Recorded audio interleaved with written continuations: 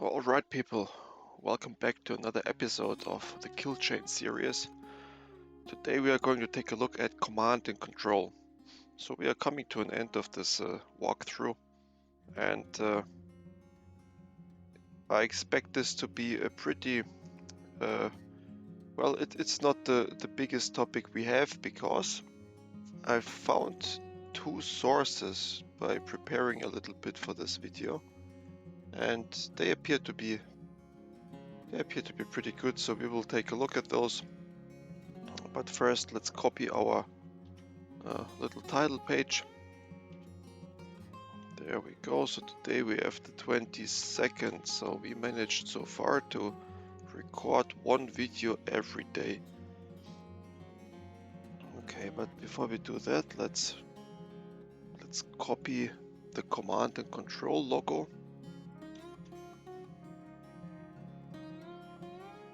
Like this. Yes, this looks pretty good. And then we will do the following. So we will read on C2 from different sources. That's what we are going to do. And I think that's pretty much it. Okay, today. So they cover some things. So they cover examples. They cover countermeasures. So this is pretty alright. And yeah, maybe beacon. The word beacon we should maybe consider as well. It's often used. Let's see if we will find it in one of the texts. Yes, so let's then jump right into. So we have three sources, if I see correctly, but the one is, yeah, two sources, Darktrace and Splunk. The third one we have seen last time, so let's try not to repeat sources unnecessarily. Let's see what we can use. Maybe this side here. First we need a white page here. We need this, and then we need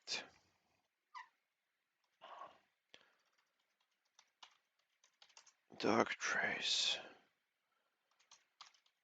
overview. That's what it is here. Then let's go to the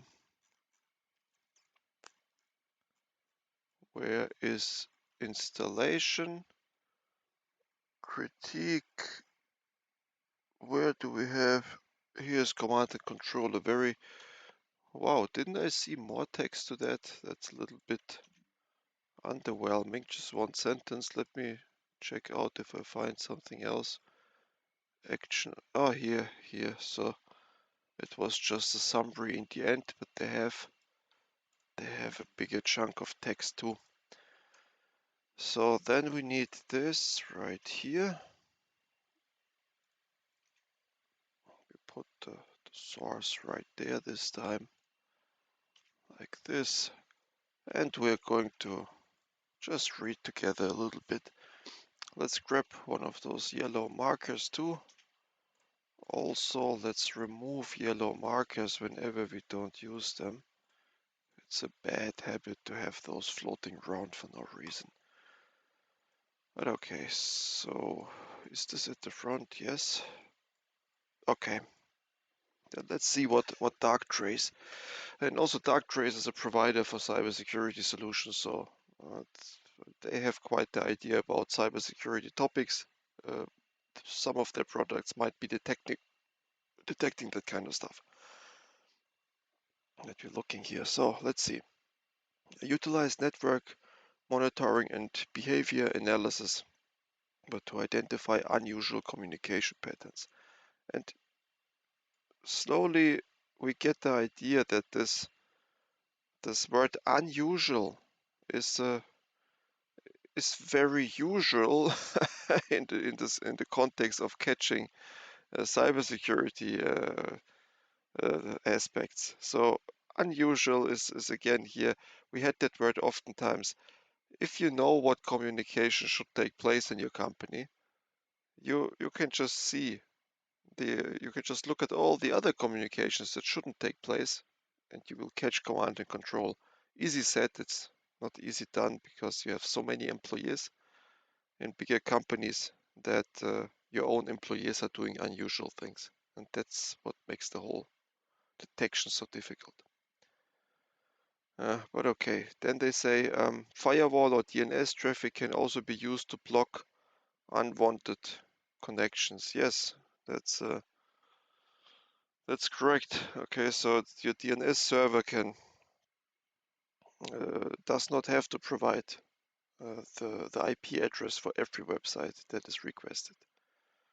And same your firewall. Obviously, your firewall that's one way to block command and control, because if packets cannot get through, they are not going to reach their target, and they are not going to uh, influence the malware.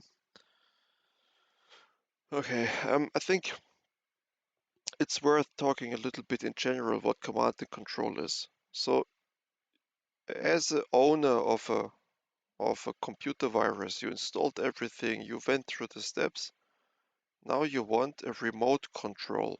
That's what it is. It says command and control. So when I first heard this term some years ago, I thought it's about command and controlling your victim, but that's not the case. This is not the way this is meant. You are controlling your own software product installed on the environment of your victim. So you want to start encryption if it's a ransomware. Sometimes you notice that you want to stop the attack. For some reason you realize that it was a bad idea targeting that company. Command and control allows you to remove or to abandon the attack, abort the attack. Um, Stuxnet didn't have any of that. We had this example before in the last videos. Stuxnet didn't have command and control. The USB stick was sticked into a device, and from there the worm spread, and there was no way to stop it. But usually you want one communication pattern, channel to your software. That's the whole reason behind it. Okay, now let's read this text here. So it's a bigger chunk of text, but we will get through it. So command and control is the stage where the attacker establishes communications with the compromised system or network. That's correct. It's a system or network. I'm happy that they distinguish these two terms. This communication allows the attacker to maintain control, deliver commands, and receive data from the compromised systems. That's also correct. I don't expect, by the way, so Darktrace is one of those vendors that know what they're doing, so I don't expect. The second one as well, it's Splunk, so I don't expect here to criticize anything. So it is a critical stage as it enables ongoing interaction and control over the target. Well, yes, so here they say control over the target, but it's indirect control. You control your target by controlling your virus. That's what they write here. Then during the C2 phase, and also don't be confused, C2, they came up with this short term. I think C2 is also the short term of a TNT explosive, right? I think in the movies I heard them saying, oh, let's blow something up with C2. So the C2 we mean here is command and control, and the reason it's a very long word. If you have to write this 10 times, and if you just scan with your eye over the text, you see 5 times C2. You're bloating text by that. So they came up with the idea of just calling it C2. Just for the new guys here, don't be confused by that. Yeah, during the C2 phase, attackers use the successfully installed malware to control devices or identities remotely within the target's network. Yeah, they may also move laterally to avoid detection and establish additional points of entry. That's what a worm does. A worm, for example, is spreading quickly to all systems. But this is not about the C2 here. that they can move laterally. This is not so much about C2. This is something the virus does. An example of this communication is when attackers use C2 servers to direct computers infected with malware. So they have a server somewhere and the malware needs to connect to the port of that server. You would catch that, I think. Um, would catch that. You will block that. The firewall doesn't allow to connect to any other servers then. Whitelisted. Such as the Miral botnet to overload a website with traffic, causing a denial of service attack. A distributed one. Another example is instructing compromised systems to carry out cybercrime objectives, such as data exfiltration or further network penetration. Understanding the C2 stage of the cyber kill chain helps defenders disrupt the attackers' communication channels and regain control over compromised systems, thereby mitigating the impact of the attack. Yeah, so regain control. Obviously, if you can stop C2 and the malware is designed in such a way that it cannot function without receiving further controls, yes, then you can say you stop the attack by not allowing it to communicate. Yes, so dark trace, great source. Next, what we will do is we'll take a look at, we'll just copy that. We will take a look at Splunk now. Splunk is one of those other vendors that is really acceptable quality. They provide a SIM solution, so they also, so first of all, Splunk has 2 pages that I've found that are worthwhile to read. So first is here the command and control. It's a short text here. There you go. And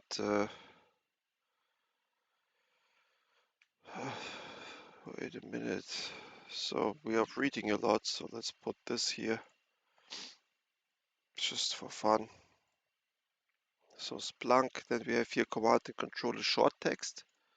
And after that, we have a little bit longer text for that. We have also key takeaways. So in this case, I will be adding two sources. So one is, one moment, so feel free to read the text already while I click this together here.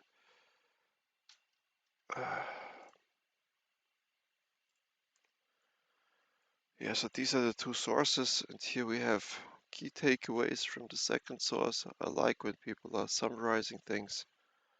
They hired, as it looks like, professional writers here. And we are going to read that. It's a lot of text, I understand, but we don't have to invent everything ourselves. If people already went through the effort of writing stuff like that, and good texts.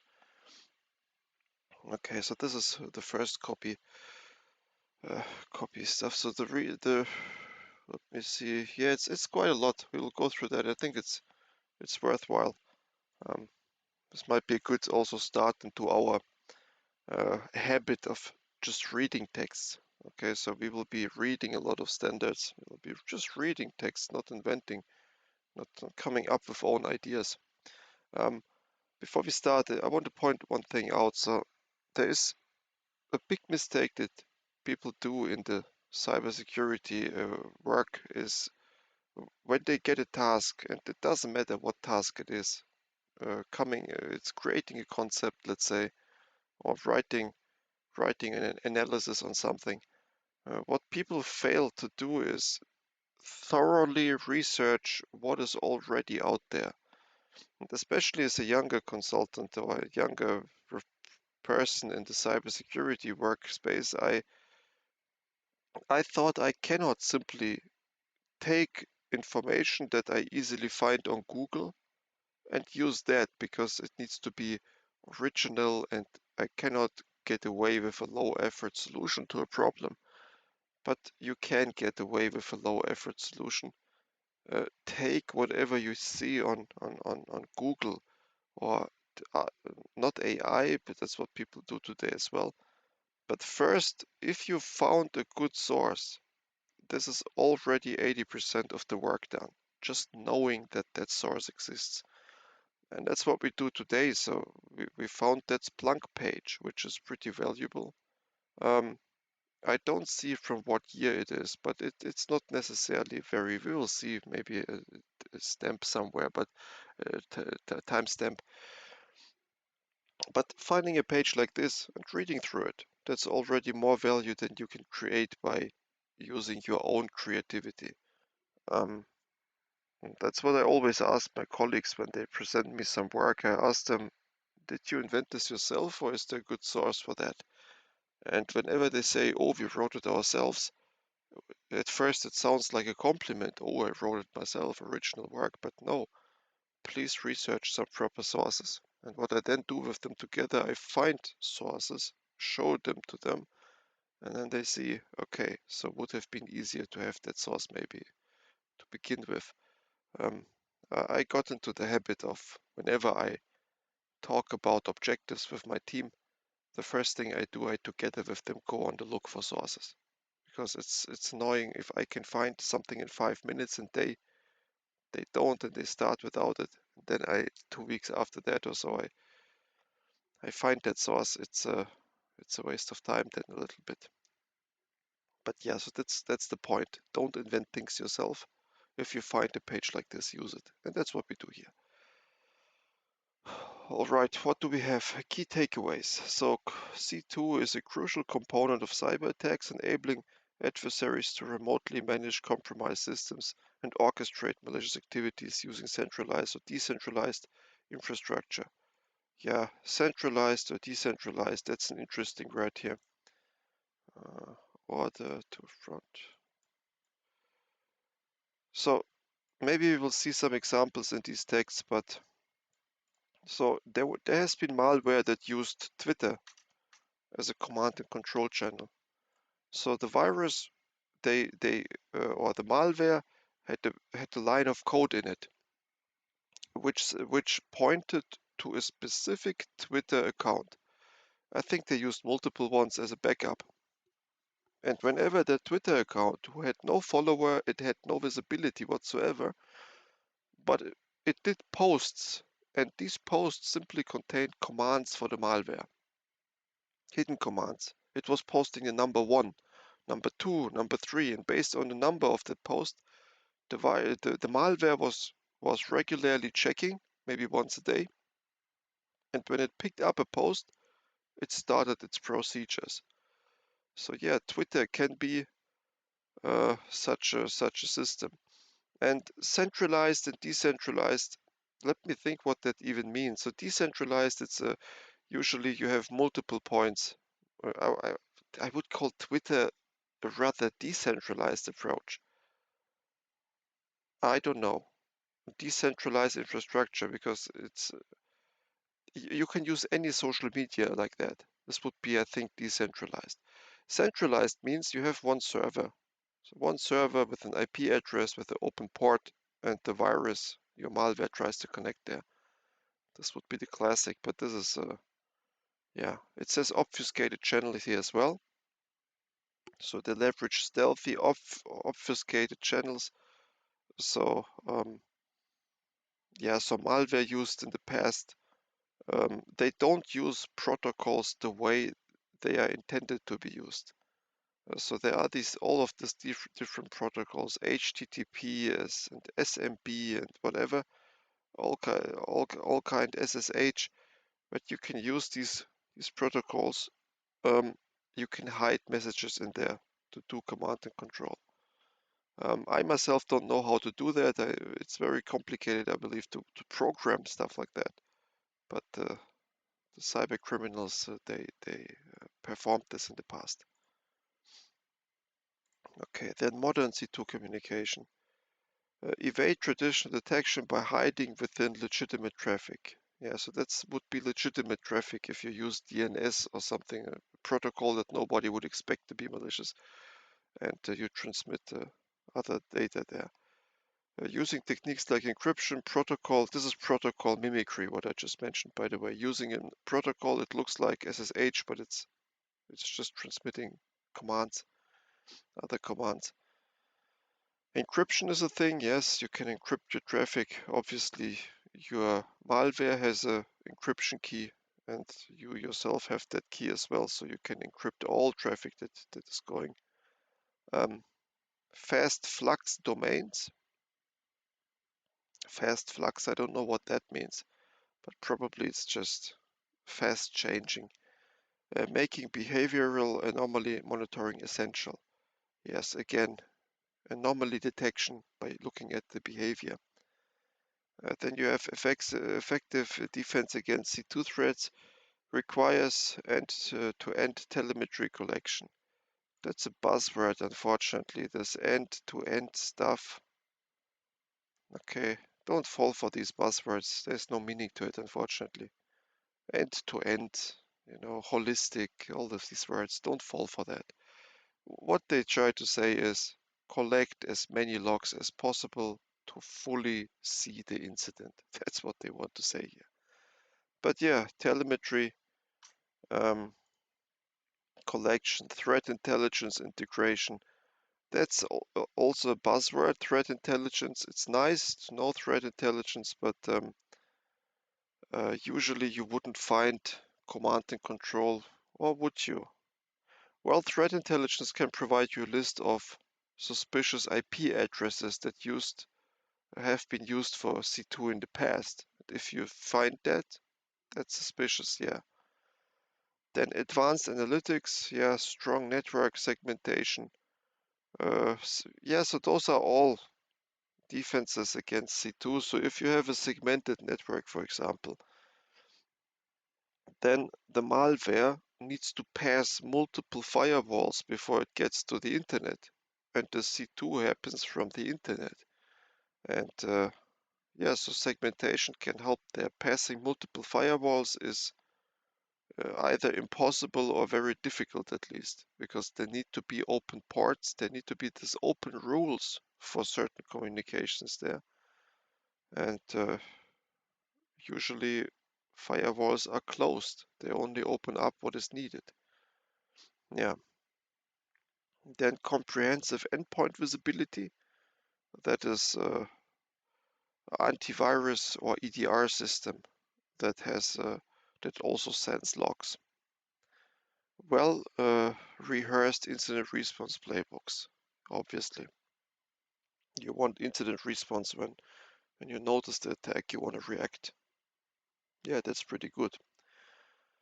And let's look at the right side. So attackers go through several stages to make an attack successful. The last is C2. C2 attacks a severe threat to organization of all sizes. Yes, that's correct. You should implement security framework with policies. That's correct too. And in this article, you will learn more about that topic. Yeah, that's interesting. Let's jump to another page then. So we are now entirely here. Yeah, and it's a lot of reading as expected. And here they have a mapping to MITRE ATT&CK, which is also not bad. Let me copy that. So my idea was to jump to MITRE today as a last step as usual, but it looks like we might be able to skip that. They did it already for us. So you see the application layer protocol, data encoding, data obfuscation, communication through removable media. So they scanned MITRE ATT&CK and they looked what is applicable there. That's good.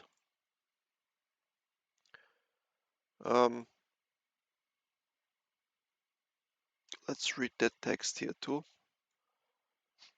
And also feel free to go to that website yourself. So here again, we look at it together, but it is a good idea to check it out yourself.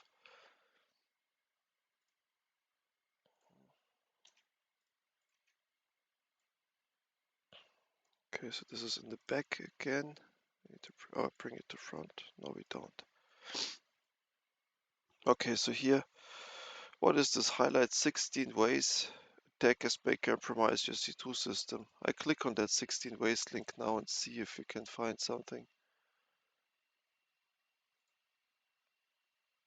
Okay, it's just command and control by Mitra Tech.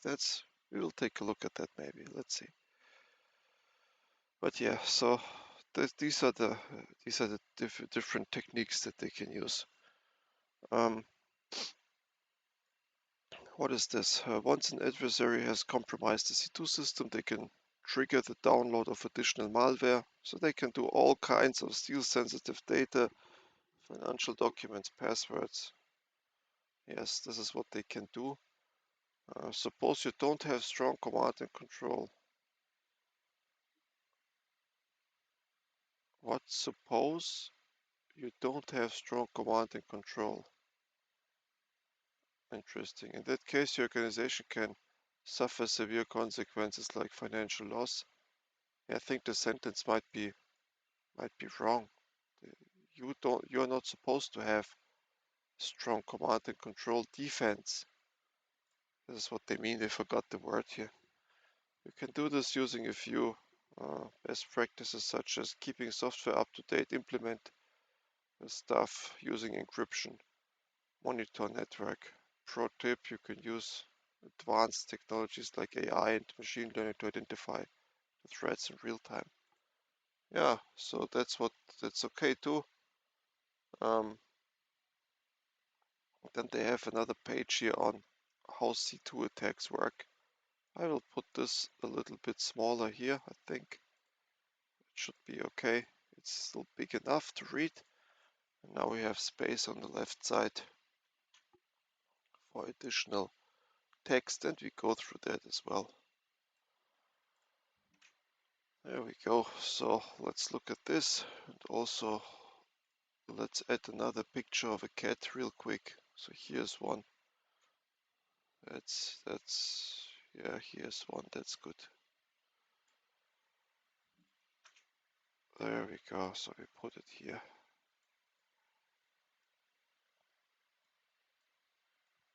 Or we put it right here where it is somewhat visible.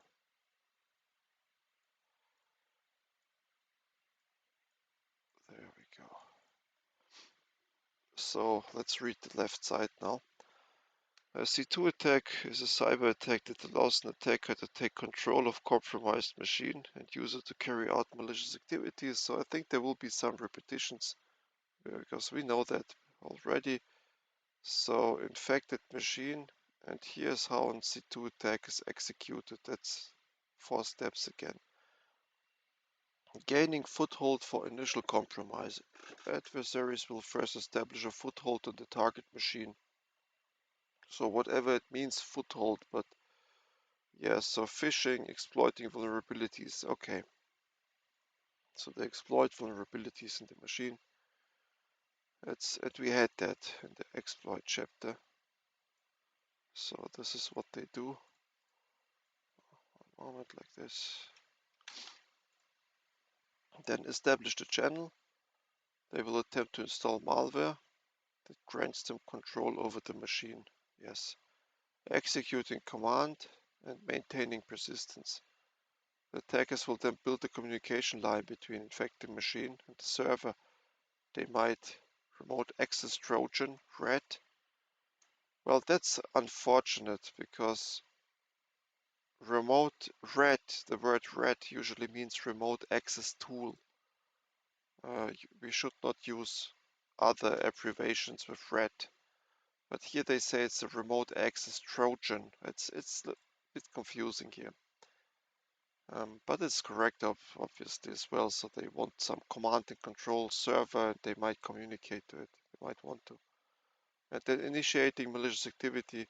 Once a communication is established, the infected machine will signal the attacker servers to initiate malicious activity. Yes, as the example with the Twitter that I mentioned to you. Well, they call X today, but if I say on X, I think this name is unfortunate. I think Twitter was a proper name to not be confused with anything else. But yeah. Okay, so we read through this, nothing exciting, right? So it's just detecting a communication. What we did in the other steps is uh, we detected the, let's say, execution by SIM monitoring. You can rely on that as well. A SIM can be used here, but the main way to use it is monitor your network traffic and using firewalls properly. So the attacker needs to get through your firewall somehow. That's the main way. Um, okay, now let's look at this. Let's look at the next piece of text. So here they talk about defense strategies, and I really like the research they did here. It's really good enough. Okay, it's not for us right now. It is low effort to see this and to read through that, and so always leverage the easy methods of information that you can get. But yeah, so here they talk now about detection and defense strategies. So as attackers, stealthier communication methods detecting has become increasingly challenging. Recent research shows that attackers increasingly remain undetected for extended periods. Yeah, that's advanced persistent threats. Okay. Persistent means they stay longer on your system, and advanced means, well, they are sophisticated. This extended dwell time gives ample opportunity for attackers to exfiltrate data and expand their foothold. Expanding the foothold, so once they found one vulnerability and they are in your network, they usually might want to spread and sit silently in many different parts of your network. If one is being detected, the others are still functional. Then separately, an analysis of 22,000 security incidents saw a significant portion involve C2 communications, highlighting how common these threats are in today's environments. Yeah, when I was younger, I thought that these things are fancy and they don't happen that often. Okay, we read this stuff, the kill chain, it looks like a theoretical thing, but it's not. It's very practically used every day, and it's not theoretical. It's not something that you will take a long time to eventually see in your daily job. If you know the kill chain and you specifically look for it, you open your eyes, you will find it, and you will find it so often that it scares. It's scary to figure out that how widely uh, yeah spread that thing is. Okay, to stay ahead, security teams are turning to more advanced detection techniques. Yes, so here again they have this AI-based stuff. Um, yeah, pattern detection. So artificial intelligence is good at detecting patterns. It's not good at reasoning, it's not good at creating concept, but pattern detection, either in text, in bits and bytes, or in pictures, like a face recognition software. That's working well with these neural networks that they use. So here it doesn't surprise me that they proposed that here as well. Analyzed network system behavior to spot unusual patterns. Yes, and this word unusual patterns, this is what this is what AI can indeed do. This is what it did for the last year. So it's not something that we claim it does. There's proof, enough proof that this stuff already is working like this. Behavioral baselining, monitoring deviations from normal traffic. So that's kind of a repetition. So here they talk about AI unusual patterns, and the behavior baselining they talk about in general without even AI. So static rules, yes. So and then encrypted flow analysis. So in your network, you have the capability to decrypt data. So because your network administrators and the softwares utilized, they have the key and they can decrypt. They have the certificates pretty much that are used in the network in the PKI system, PKI public key infrastructure, and so encrypting traffic within your premises is a normal practice to do. If you can't, uh, it's encryption, yes, and decryption. So decrypting traffic and examine it. It's very common. So that way you can detect anomalies as well by looking in the secret channels. And if something is encrypted by an entity that you don't know, and you have the capability to decrypt it because they need to provide you with a certificate, and there you can see um, not just the certificate, but you usually get the key as well, and then you can look inside of the packets and analyze them. Shouldn't you be able to do that? So is there a possibility where you can't? It's also suspicious. But yeah, and it looks like we are through. So now um, they have some examples, and let's take a look at that as well. So let's put this here, and we say Splunk example,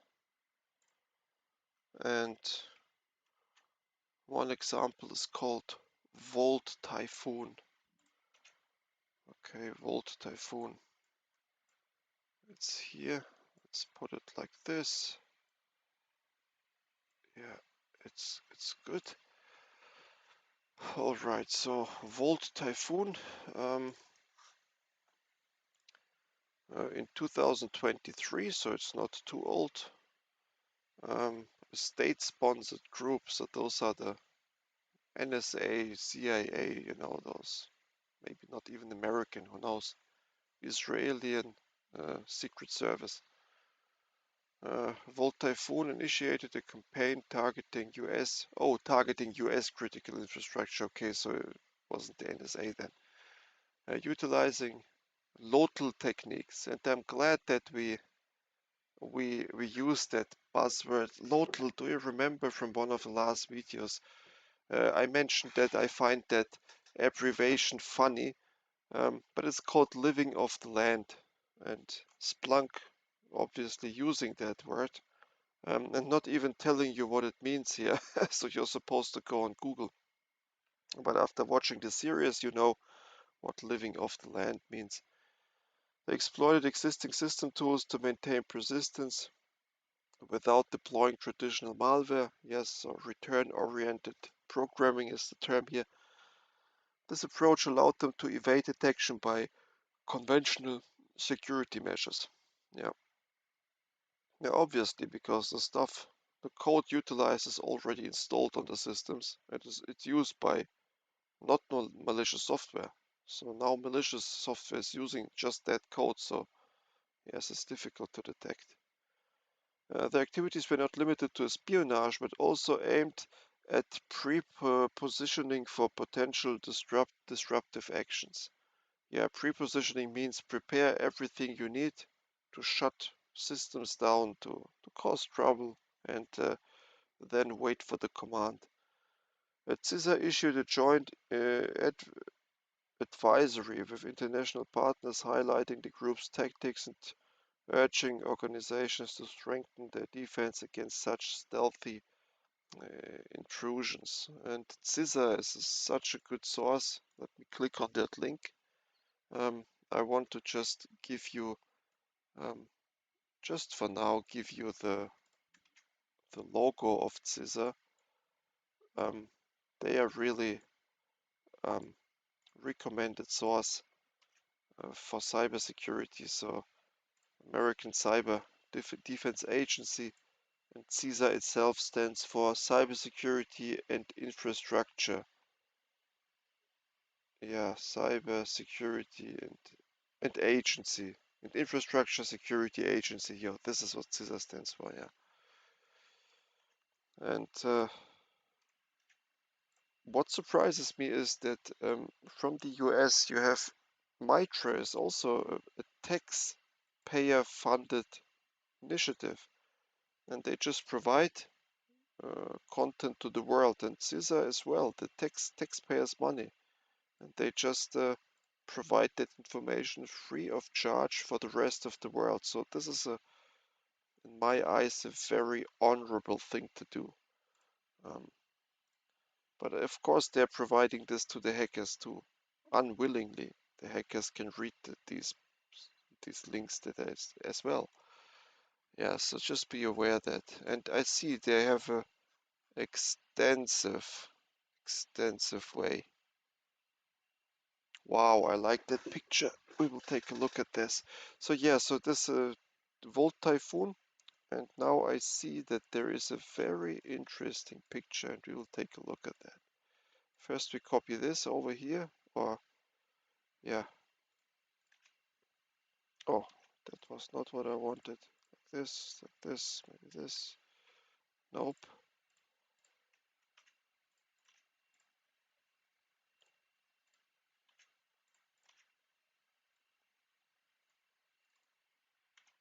This is an example. Put it down here. That now I copy you quite the interesting picture I found. I'm glad I clicked on that link. So copy the graphics. Look, they illustrated here. And I didn't look at it in detail, but I immediately saw that this is a flow of action. And here at the bottom, you have a mapping towards some sort of kill chain. What we immediately see, it is not an unmodified version of the kill chain. So you have reconnaissance, but the other stuff, initial access, lateral movement, and potential impact, we don't see on our kill chain. Be aware that the names are sometimes different, but the meaning initial access is installation, exfiltration, exploitation.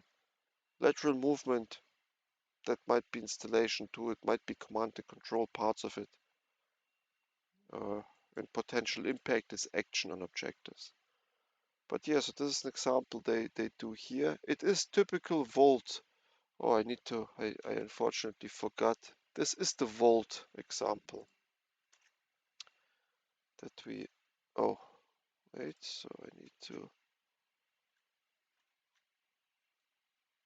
need this picture here. This is how it, this is figure one. To do it a little smaller. Volt Typhoon activity. This is an example. Volt Typhoon.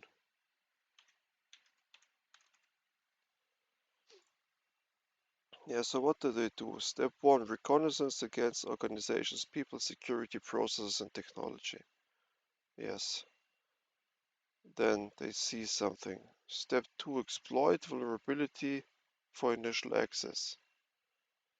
Then they have C2 via virtual private network, VPN, public facing application. Yeah, this is your server here. Obtain administrator's credentials. Yes, this is what you do by the vulnerability as well. Step 4, RDP with valid credentials. And with RDP, remote desktop protocol, you can access now. You can access now databases and other stuff. Extract NTDS DIT and system registry hive. So this is, we don't go into details, but NTDS DIT, it has something to do with passwords, user passwords. A hive, it's another word of Windows, has a hive in it, and once you can registry hive, once you can extract that, you can get just a lot of accounts you can log in and use other people's accounts. Then they do discovery, so they have accounts now. They look at the folders, they read the files, and then where's step 6? Also, it's the other way around, discovery, and step 6 is here then. Okay, well, that doesn't matter. And password cracking is step 7. They crack the passwords after they extract these things, these files. You need to crack the passwords indeed, because you have, I think, hashes or yeah, you have accounts, but you have to do these, for example, rainbow table attacks. And then in the end, step 8, strategic network prepositioning. So here they have access, it says water, electricity, communication. So this is, they have the possibility then to shut things down. Yeah, really nice picture here. But this is, I think this is pretty much what it is. Countermeasures. Let's take a look what we covered.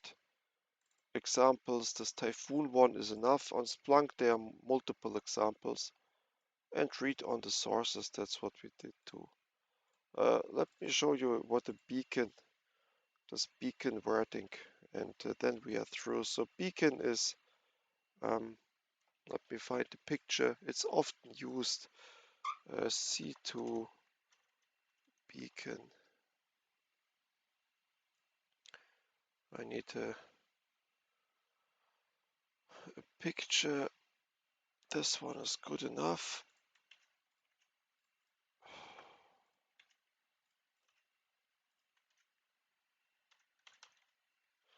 Because beacon is something that I have seen in my job, and we used that word, and back in the day it was popular, but by researching now I didn't find anything about beacon, but that's why it might be. So I'm looking for a good picture. This one looks very pixelated. Very pixelated. Nope, this is not good. Yeah, but first of all, let's give ourselves a nice picture of the beacon. Maybe here.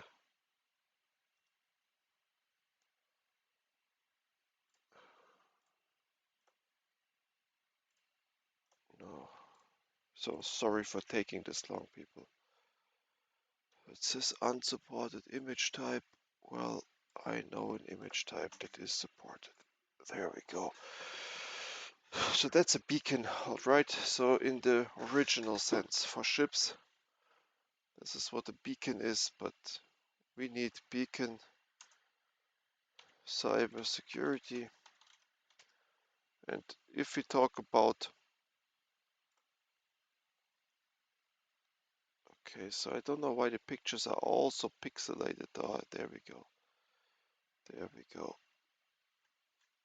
So here we have another picture. And I think now we have everything. So we have read before that. Oh, I need to give you the source too.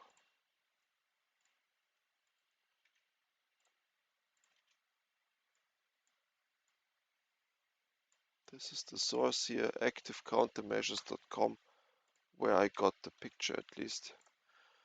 So a beacon is, the logic behind it is like that. Whenever you have an advanced persistent threat, it is not supposed to act immediately.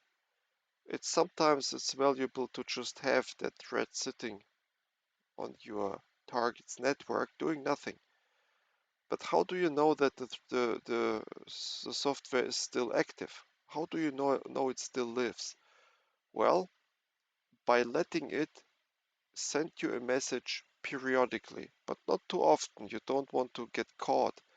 But it sends once a week, it sends out a little communication to your command and control server once a week maybe, and then you know, yes, it is still alive. It hasn't been uninstalled or found. This is the concept of a beacon, and you can detect these beacons because back in the day they have been programmed in such a way that they really sent out, let's say, every Monday at 0 a.m. in the middle of the night, at 1 a.m., they sent out one signal. And they really do it once a week. And this periodic pattern, you can detect it. It is very unusual for normal systems to do something like that. especially if humans are involved. They will not be perfectly spot on when it comes to the time to every week. They have a little bit variation. And modern beacons, they are programmed differently, so they choose random times, but still not too far apart. So they pick a random time within a week and send you the message, and they make sure that the time since the last message does not extend a very high period. So they're not silent for 2 weeks. You can program them like that. And beacons, you can detect them. And if you detect the beacon, you have done a good job, because at that stage, the malware is just sitting there waiting to attack, waiting to get an attack command, and telling its owner, it's this devil here, it's telling it, hey, I'm still alive, I'm ready to do damage. Just send me the command. And hackers, they sell these things. So they install malware on target machines, then they go on hacker websites and they try to sell that that infrastructure that stuff that they installed there. They sell it. They give you access to it. They give you an explanation on how to use it. And if your goal is to damage a certain company, you can go out on the dark net and you can find such installments. And to prove that, so before you buy that, it can be very expensive, and for the hacker to prove to you that he indeed owns that malware in the target infrastructure, he can use a beacon to do that. He can show you, look, this beacon is sending back periodically information to me.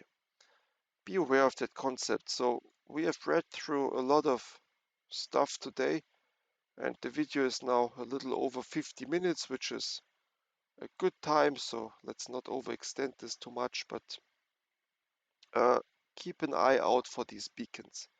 If you can find them, you did your company a great service, because you found the malware before it started to act maliciously. It was just sitting there, waiting for being sold, waiting to obtain, for the command to do damage. We have found beacons in the past like this.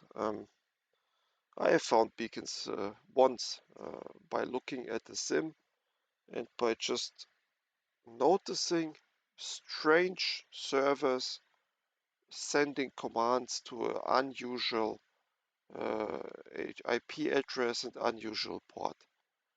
And then in the SIM solution, if you look at, let's go back, where did we have our Elastic? Here. Here you have Elastic. You can search, as you can see at the top here, you have the search bar. You can type in the server name that acts suspiciously, where the beacon is installed, and then you can see what events are coming from that server. And then you can also type in this weird target address that it's contacting. And what I noticed then here in the timestamps, I noticed that it's sending, I think, once a day in the middle of a night, same time every day.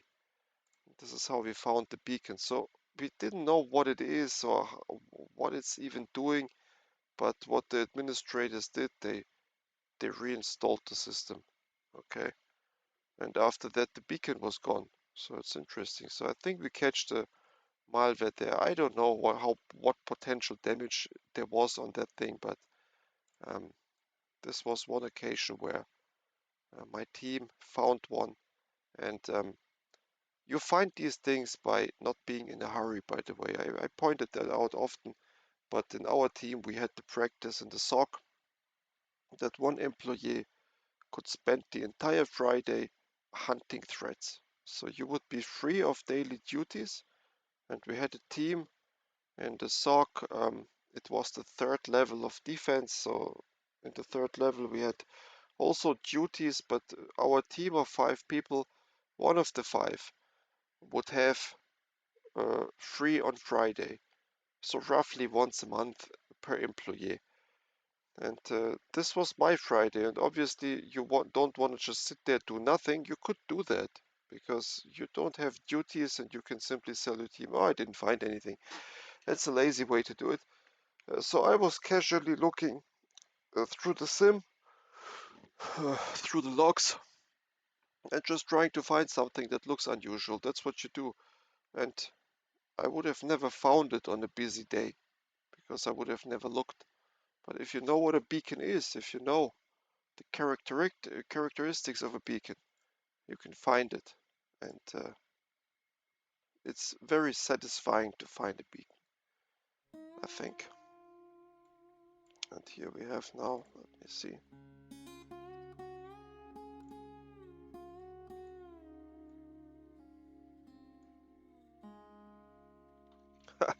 I try to make this picture a little bit more appealing to the eye, like this. Yeah. There we go. So yeah, I think it's enough for today. We have seen some examples, and let's call it. Let's quit it on this video then. We looked at beacon as well. At least that's the little bit that I can provide from what I've seen. The rest we nicely found in other sources. I'm glad we found scissor like that by accident. I wanted to look into scissor anyways. They're a great source, but finding them while casually looking at the command and control content, that's pretty good. So yeah, let me know what you think in the comments about that video. I really enjoyed educating myself on certain topics. So Volt Tycoon uh, for me was a new word. It's somehow I feel like I read about it at some point, but again, you forget, and rereading these things, that's a great educational experience here, I think. Let's see if I will remember Volt Tycoon and this picture, which clearly says how it worked. Um, but yeah, I think it was for me a very interesting session as I expected it to be. Command and control is fundamentally different than the other steps. In the next video we will be looking at, let me go up, so the last is action on objective. We had that from the picture we just seen, so action on objectives will be our last video in this series on the kill chain, at least for now.